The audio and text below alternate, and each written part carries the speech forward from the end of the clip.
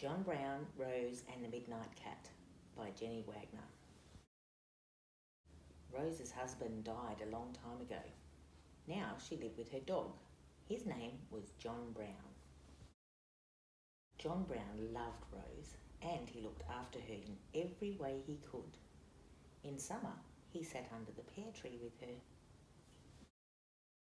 In winter, he watched as she dozed by the fire. All year round he kept her company. "We're all right, John Brown," said Rose. "Just the two of us, you and me." One night, Rose looked out of the window and she saw something move in the garden. "What's that in the garden, John Brown?" she said. John Brown would not look. "Out there," said Rose. "I think it's a cat."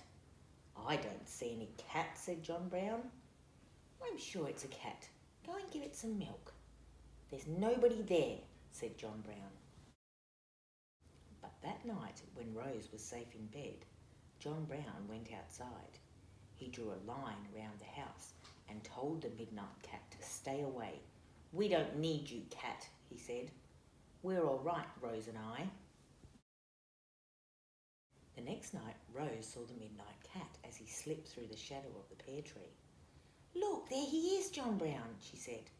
"Don't you see him now?" But John Brown shut his eyes. Rose sighed and packed up her knitting.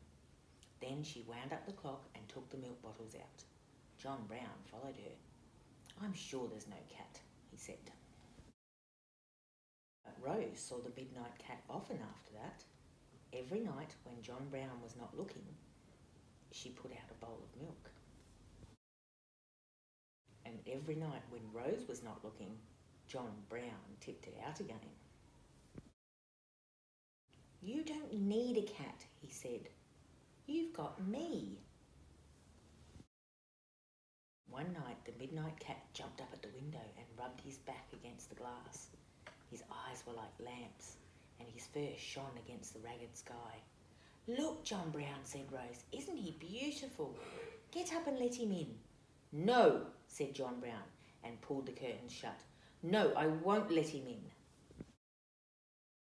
Next morning, Rose did not get up. John Brown waited in the kitchen for his breakfast and nothing happened. He went to see what was wrong.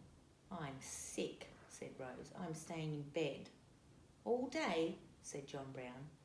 "All day and forever," said Rose. John Brown thought.